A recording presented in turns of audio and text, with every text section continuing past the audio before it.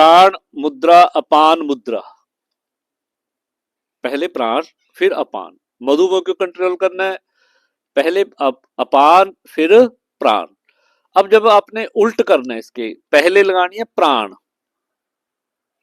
ये this one, फिर लगानी है अपान, तो इससे आपकी आध्यात्मिक यात्रा शुरू हो जाती है, आपका ध्यान लगना शुरू हो जाता है, आपका मन शांत रहना शुरू हो जाता है, आप धर्म कर्म की ओर बढ़ जाते हो। जो गंदे विचार दिमाग के अंदर आते रहते हैं, उनसे छुटकारा हो जाता है।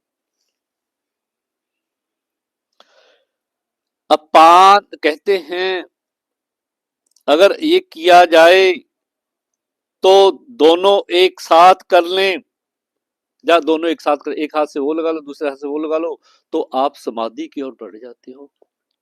समाधि लग जाती है, इतना ध्यान लग जाता है। एक हाथ से, जैसे बाएं हाथ से आपने प्राण लगा ली और दाएं हाथ से आपने अपान लगा ली, तो यू कैन रीच।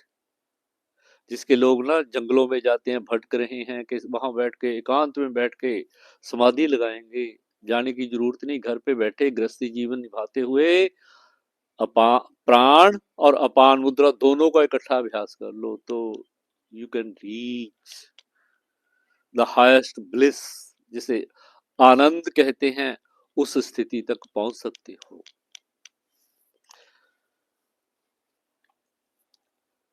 आचार्य केशव देव कहते हैं अपान मुद्रा के करने से संपूर्ण शरीर मल रहित हो जाता है।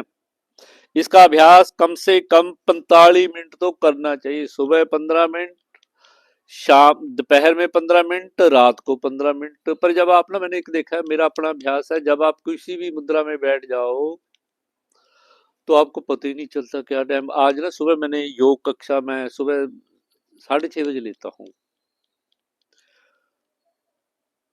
पता क्या हुआ, मैं 5:30 बजे बैठ जाता हूँ अपनी ध्यान में। आज मुझे पता ही नहीं चला 6:45 हो गए।